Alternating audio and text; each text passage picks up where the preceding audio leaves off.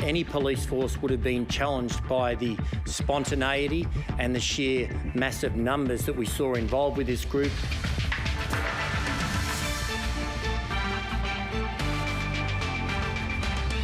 Snap lockdowns for northern New South Wales, bursting the border bubble with Queensland. No time to chat, the Prime Minister won't meet France's president during United Nations talks. And parents front and centre in a groundbreaking study into the development of autism.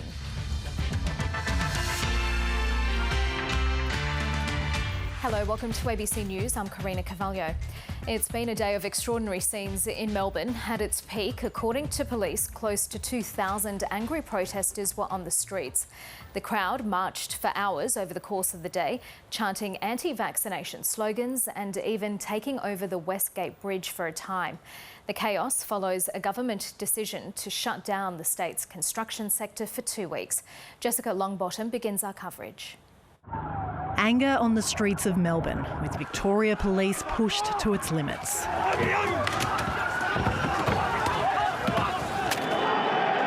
The city's lockdown streets were taken over by fluoro-clad protesters. Overnight, the government announced a 2-week construction shutdown because of repeated COVID breaches. Emotions spilt over. Bystanders were simply caught off guard. I just jumped in my truck, just trying to get away from everything, and they just sort of started jumping in the back of the truck. Tensions had been building from early morning as a couple of hundred people gathered outside the CFMEU offices in the CBD. Riot officers sent those in fluoro a strong message, but demonstrators refused to leave. We are the union. We've been betrayed by our leader. We did nothing yesterday more than we've been groomed and encouraged to do, to fight for fair and fight for freedom. The media also became a target. As the crowd swelled to more than 1,000, they marched towards State Parliament. Police vehicles were kicked. Orange flumes filled the skyline as flares were set off. You want to take the vaccine? Go ahead, mate. Take a litre of it, but don't force it on the rest. 7 people have taken over Australia. I appreciate your views, man, and I've heard them. Medical officers. There are hundreds of police here right now. We're just near Flinders Street. It seems like they were ready to confront the protesters. The protesters have just, though, continued round the corner and continuing their march of the city. Straight down Flinders Street to the Westgate Freeway, bringing traffic to a standstill. Some protesters put their lives in danger. Others treated it as a block party.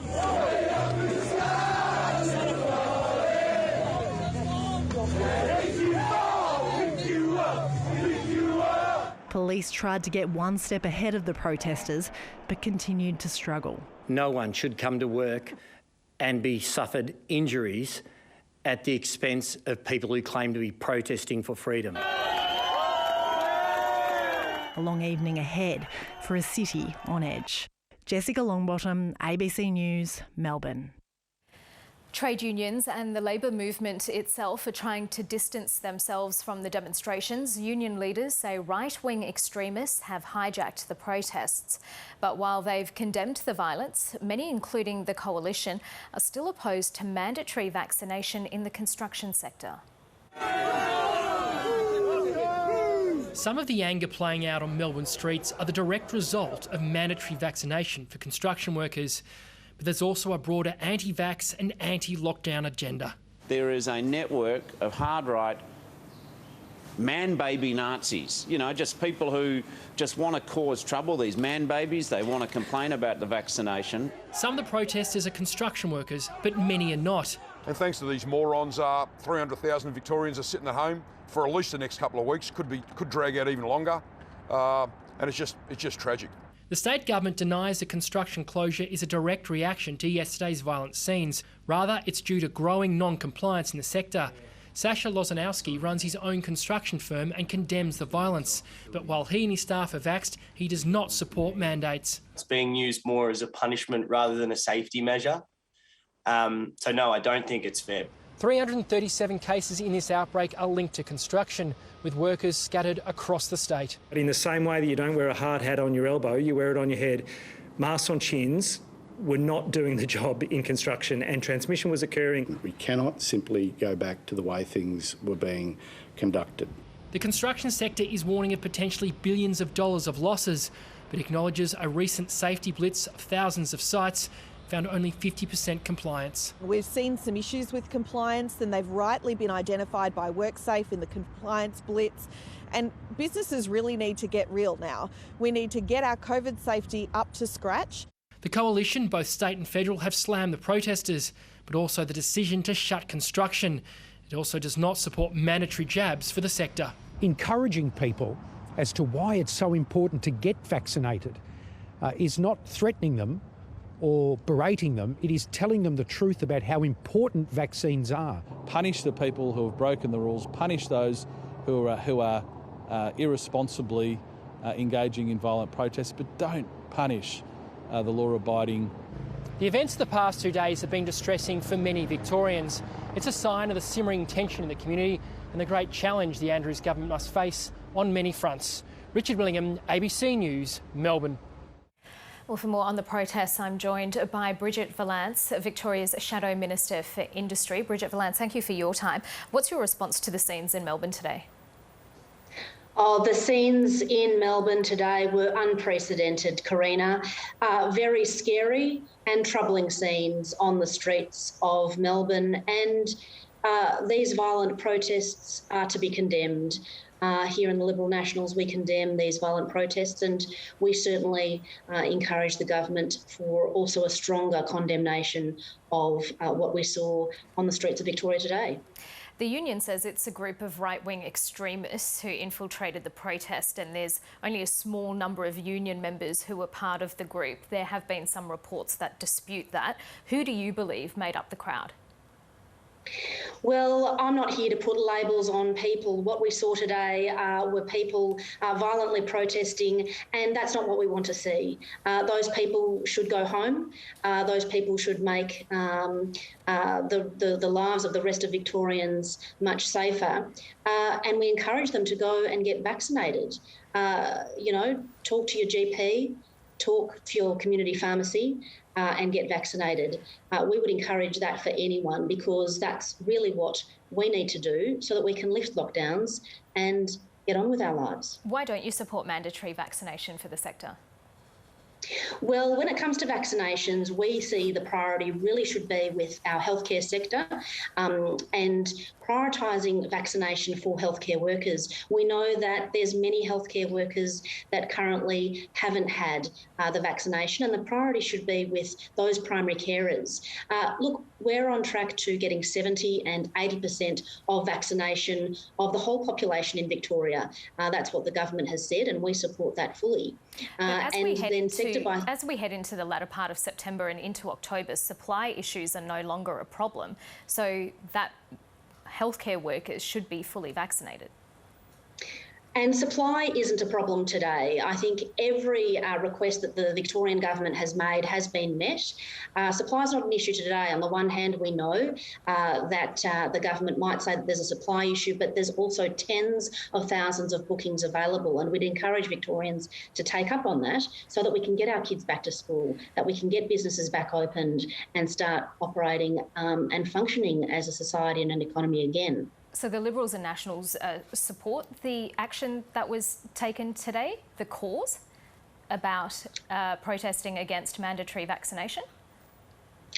No, what we have called on, what we were concerned about was the government's 11th hour chaotic decision to shut down, to have a blanket shutdown of the construction industry. We think that was concerning that they made that decision only minutes before 10 p.m. last night. Many construction workers would have been in bed. They got up early this morning to rock up to work, and only to be told to go home. There was chaos and confusion today. Communities right across Victoria needed leadership on a day like today. The scenes we saw were very, very distressing, very scary, but what we need is the industry, the construction industry, to be able to operate safely. There is some infection spread at construction sites. We know that. Yeah, we know the that. government said that's what led to the shutdown was widespread non-compliance. It cited 443 cases across 186 building sites. Yes, and as we know, Delta is an infectious strain. When we have outbreaks in healthcare settings, we aren't shutting down those healthcare settings. We need to be able to manage this, and what we're calling on is for rapid testing. Oranges, though, isn't it? I mean, this is a health. Sorry, crisis. Karina? I said that's comparing apples and oranges, isn't it? This is a health crisis, so of course you're going to see cases in health settings. You're 100% right, we are in a crisis, but what we're calling on is rapid testing. We see that rapid testing is used as a sensible measure, a sensible tool to deal with identifying where there is infection at individual localised sites. It works well in Europe, in UK. Queensland and New South Wales governments are buying lots of huge volumes of rapid testing kits in order to use in places like, in industries like construction. Yeah, so the TGA is still yet to give its full approval for the rollout of rapid antigen testing. That's something that gets decided at a federal level. Well, no, Victoria. So the New South Wales and the Queensland government are buying rapid testing to use in settings such as the construction industry. We support that the New South Wales government has announced that as a very sensible measure in construction in New South Wales. And the Andrews Labor government so far has refused to do that here in Victoria. We think it makes sense. It's a very sensible way to be able to identify where there is a problem at an individual site. For example, in my community out here in the Yarra Valley, for listeners around the country, a fully vaccinated plasterer or Sparky in Lilydale who is going out well into the deep part of the Yarra Valley in Warburton to work on a residential building site shouldn't be penalised by this blanket lockdown. So that's precisely why we're calling on the government to implement the tools available to it. Rapid testing is a sensible measure, and that's what we're calling on the rollout for. The Premier Daniel Andrews put out a statement this afternoon after the events of yesterday afternoon and today. Would you have wanted to have seen him front a media conference? Yes, I think today was a day for leadership. Communities, I think, saw the very distressing scenes, unprecedented scenes of the violent protest today, which we absolutely condemn. And I think communities right across Melbourne and Victoria were yearning for leadership. Yet Premier Andrews was absent. And I think that he could have come out and provided that leadership, provided that reassurance, encouraged Victorians to get vaccinated, because we know that's the way out of lockdowns. That's what we're here to do, is to provide that reassurance and encourage people to get vaccinated. But unfortunately, Premier Andrews was missing today. Bridget Valence, thank you so much for your time. Thank you, Karina. Enjoy the rest of your evening. Victoria's coronavirus case numbers continue to rise. There are 603 new local cases. That means there are now 6,000 active cases in Victoria. One death has been reported, meaning there have been 13 deaths in the outbreak. But vaccination rates in Melbourne hotspots are on the rise. In a car park in Campbellfield, about 150 people are getting vaccinated today. The clinic can't keep up with demand. I'm happy that it's gone from us trying to convince everybody to people now becoming a bit more proactive and responsible for their health. And quickly, the vaccination rate is growing faster here than anywhere else in the state. In Hume, first dose coverage has grown 9.5% in just a week. And the scale of the outbreak here is motivation. Today there were 242 new cases in this area. Doctors have seen COVID cases in homes on the same street as the clinic. People have seen how real the COVID infection is, and it's encouraged people to come and get vaccinated to protect themselves and their family. It's also encouraged easier access to vaccines in local hubs that are culturally appropriate. I'd much rather these interventions had happened before we had 50% of the state's cases concentrated in our municipality and in the wider northern and western suburbs, but better late than never. While the vaccination rate here in Hume is growing quickly, it's still below the state average. And it's a similar story in neighbouring Moreland and Whittlesea, where there are also a lot of cases. Strangely, the AstraZeneca vaccine is made right here in Broadmeadows. Further east in Bundoora, La Trobe University wants all its staff and students to get vaccinated by December. We will be requiring anyone who wants to be on campus to be able to demonstrate that they are vaccinated. So life on campus can resume. Margaret Paul, ABC News, Melbourne. Construction may have shut down in Melbourne, but in Sydney, the sector is coming back online. All construction will return to 100% capacity from Monday. From Monday, there'll be more people back at work. Construction sites will be able to operate at full capacity, even in the hotspots. It's almost ironic that today, the day that we've been shut down in Victoria, is the day that the New South Wales government has just announced the ending of all caps and restrictions. While the 50% cap at work sites has been scrapped, the rules around vaccination and permits for workers in the local government areas of concern remain. And we'd actually reached a point where the 50% capacity limit on a construction site was stopping people who had been vaccinated from being able to go to work. Vaccination is the key to the state reopening. The government has set restrictions, but there's no certainty about how they'll be policed or what the penalties will be. The question is to the government, they need to be clear about their expectation and what they need from business community and the community at large. And if they can set a clear pathways, then business have a map to follow. That path will be laid out in the public health orders yet to be finalised. These things are complex and they need to be worked through. Racing on the outside there of tracking, then came Behemoth. The government has decided to allow the Everest horse race to go ahead. I think having something like the Everest is obviously an incredible event for New South Wales. It's also something which says to the world we're opening up and we're getting back to where we want to be. It's scheduled for October the 16th, so that means the state is likely to hit 70% double-dose vaccination before that in just 3 weeks. The Everest will be limited to 5,000 spectators. I'm hoping that the organisers aren't too disappointed by the limited numbers. There are still strict limits on aged care homes, which the government is looking to relax. Aged care is a huge issue for us. Obviously, there has to be some safeguards in that regard, and it comes down largely to the advice that is given to the aged care facilities to keep the virus out. But even with a ban on visitors, the virus has got into facilities. One of the deaths today was the third elderly person to die from an outbreak at a home in Guildford in Sydney's west. Another 40 residents are infected. Ashley Raper, ABC News, Sydney. Large parts of northern New South Wales are now back in lockdown. A single COVID case has forced the Byron region, the Tweed and Kempsey on the mid-north coast to snap shut. Reporter Bronwyn Herbert is live for us in Tweed Heads. Bronwyn, does it mean the border bubble has burst? Yes, Karina. Well, the border bubble was only a week old and now strict new rules are back for people crossing the border. Exceptions will be limited for those seeking medical care and for work, essential work.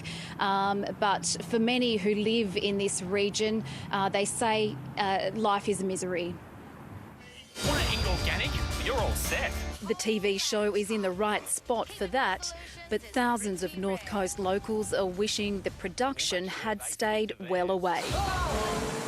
The Byron region is now back in a snap lockdown after a film crew member working on the new I Am a Celebrity series has tested positive to COVID. The woman was an authorised worker but doesn't appear to have followed the stay-at-home rules. If you've travelled into, for example, a regional area that's not under stay-at-home orders, it's very important that you don't go out and about, and in particular that you wear a mask. The crew member is fully vaccinated and was wearing PPE while at work. The Kingscliff pub is now a hotspot. Anyone who was here on Sunday afternoon is now a close contact. A local MP fears this is going to keep happening. We are really sitting ducks because at the moment you've got Sydney ramping up for more freedoms because they're hitting their targets for vaccinations, but meanwhile we're behind schedule. In Byron, this vegan restaurant had last drinks this afternoon before closing again. We opened on Friday and now we're in lockdown today. The Tweed is also now back in lockdown and the impact on those needing to cross the border is devastating. Queensland's rules are now even stricter and with very limited exceptions. People are losing their businesses, they're unable to support their families, they're not able to see their families. It just brings on misery. Around the rest of the state, there have been 27 new cases on the Central Coast, 7 in the west, 6 in the far west, 5 of those in Wilcannia. Hunter, New England has 18 cases, 5 new cases in the Murrumbidgee region. There are 9 cases in southern New South Wales, and in the Illawarra region there are 50 new cases. In Kempsey on the mid-north coast there are no cases, but exposure sites have triggered another lockdown. Back in business just over a week, and we're just settling down, and the frightening part about was buying all the stock again. Everyone is hoping they'll be out of lockdown in 7 days. Bronwyn Herbert, ABC News, Tweed Heads. For children in New South Wales feeling isolated, a new buddy bubble has been announced. Children can now have 2 friends over to visit under strict rules. It was the news that sent kids and parents flying on school holidays. Children are waiting for this moment, and then it's kind of a great relief for parents and kids as well. Excited and happy at the same time that I get to see my friends and play with them or have a picnic in the backyard. I'm really excited to see my friends. From today, a group of 3 friends under the age of 18 will be able to visit each other at home. As long as all adults are fully vaccinated, the house is within your area, and that other adults don't stick around for the play date. Across New South Wales, there were just over 1,000 new cases of coronavirus and 10 deaths, all were over the age of 50, 2 were fully vaccinated. With school holidays in full swing, the friend bubble means children will have more to do in lockdown. But some parents fear it could be a slippery slope. If the parents are vaccinated, there's still that iffy kind of situation. It's not good for the children to expose. Because, there are a lot of kids in the hospital, a lot of people in the hospital, they're suffering from all these viruses. How can you reconcile that it's, you can have 2 kids in your house that aren't vaccinated, but then you can't have 2 fully vaccinated adult visitors over at your house at this point? Look, it's the one thing that I think we've probably all learnt in these last 20 months of this virus is that there's no absolute certainty on any issue. There is no perfect, it's a balancing act. How authorities intend to police the friend bubble is unclear, nor the effect it will have on case numbers. While welcome news for most parents, some of those who are fully vaccinated and without children believe it's unfair. I think it's a bit unfair that it's one rule for one and not for the other. Definitely for having a friends bubble for younger adults and older adults as well would definitely be a good way forward, definitely for the mental health of them as well. Epidemiologists say it's a small but manageable risk. It's not zero risk though, and we do know that actually every time you allow a connection between households, you're particularly elevating that risk from what is hopefully 0 to not 0. And with a staggered return to the classroom next month, it's hoped this holiday will be one to remember, not to regret. Mark Reddy, ABC News, Sydney. It's the news many parents have been waiting for, a COVID vaccine to protect children under 12. Depending on TGA approval, jabs could be in arms before the end of the year. Medical reporter Sophie Scott has the story. For mum of 2 Jacqueline Johnson, the option of vaccinating younger children against COVID-19 can't come soon enough. Georgia definitely misses school. She misses her friends. 6-year-old Georgia could soon be able to get a Pfizer jab. 4-year-old Alice isn't old enough. If children as young as 5 have an opportunity to be protected in schools, that for me as a parent, that would make me feel much more comfortable about sending her back to school. Preliminary results show the Pfizer vaccine is safe and effective for younger kids. We have the first data that we're going to be submitting to the FDA that demonstrates a robust immune response and a satisfactory safety profile for the Pfizer-BioNTech mRNA vaccine in children 5 to 11 years of age. After 2 doses given 21 days apart, children developed as many COVID-fighting antibodies as teenagers given the vaccine. I think this will be reassuring. It's, of course, an incredibly important way of controlling the likelihood of disease, the spread of infection. In the study, kids were given 1/3 of the dose given to adults. Researchers looked at 2,200 children, a sample size not large enough to see rare effects. And the findings haven't been published in a peer-reviewed journal. The Therapeutic Goods Administration will go very carefully through all the safety data with a fine-tooth comb. Today, the federal government wrote to Pfizer saying should the shot be approved here, those vaccinations will commence as a priority. Sophie Scott, ABC News. France and its European friends are firing warning shots at Australia and the United States over the cancellation of Australia's submarine deal. The fallout from the switch to American and British nuclear-powered subs will dominate Scott Morrison's day on the sidelines of this year's United Nations General Assembly. It could even drag out already slow talks over a free trade deal Australia is trying to clinch with Europe. Greg Jennett reports from New York. One in, all in, seemed the impression from the newest nuclear-powered masked musketeer to the established pairing. They're all for one. It's not, exclusionary or adversarial towards anybody. And the one is here to reassure all. It would be naive to think that a decision of this nature was not going to cause disappointment, obviously, to the French. Scott Morrison's submarine soothings began high above the Pacific with a call to Indonesia's president, a mere rehearsal for the task ahead. It was a tough decision. It was a decision that we knew clearly would cause disappointment. Yes, this is a disappointment. We thought we'd moved on from unilateralism, from unpredictability, from making brutal announcements. Working out who most galls the French is difficult. The White House can't even secure a phone call to the Elysee Palace. The president will have a call. We're still working on the scheduling of it with President Macron in the coming days. Good evening. And France has all of Europe on its side against the star-crossed southerner. The ministers express a clear solidarity toward France. One of our member states has been treated in a way that is not acceptable.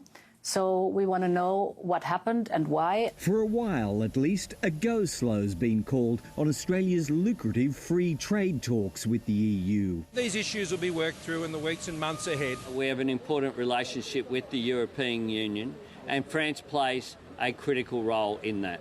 Taking that leap to join the nuclear-fuelled navies of the world was always about projecting power. It also takes an awful lot of explaining. Scott Morrison's covering the field from Southeast Asia to Europe here, then doubling down again at the Quad Summit in Washington.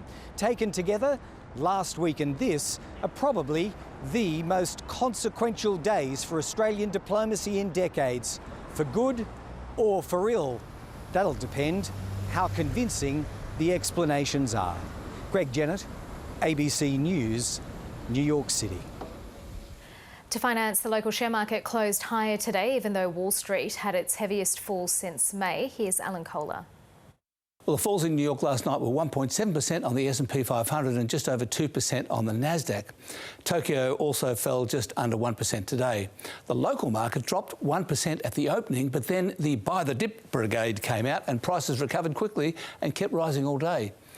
Retailers Telstra and Woodside all did OK. Banks fell and the All Ordinaries Index closed 0.3% higher. The conniption, such as it was due to the problems of the Chinese property company Evergrande, which is becoming ever less grand by the day because it owes too much money and is on the hook for too many off-the-plan apartments.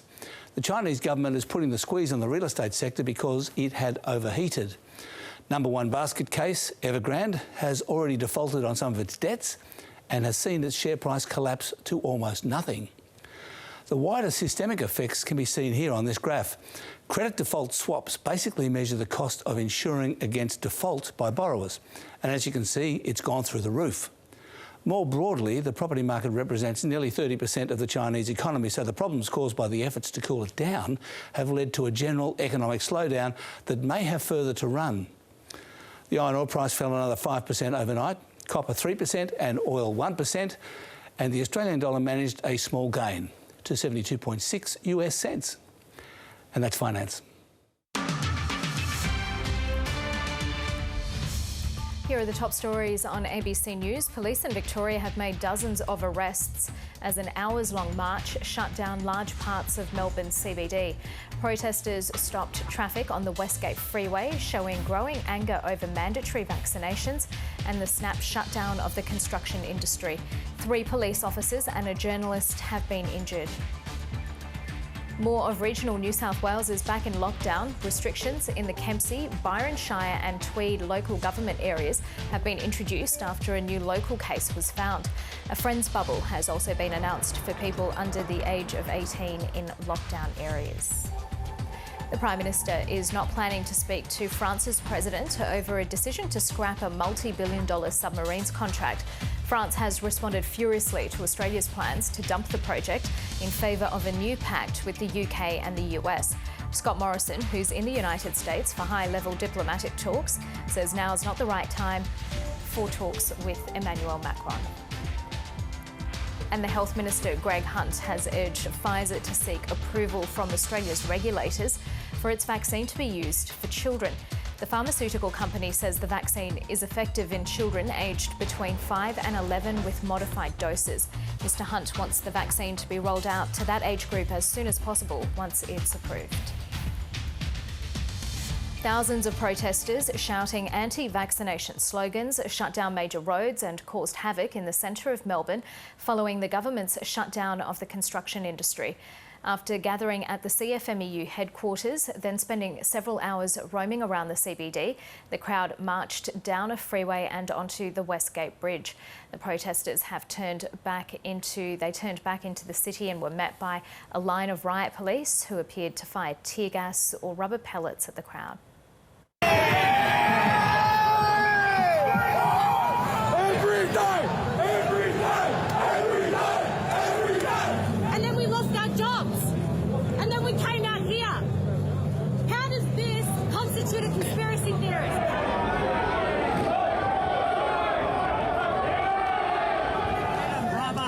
To the people of Melbourne. And clearly I'm quite exposed live on air, so I did my best to get myself out of that what felt like a headlock.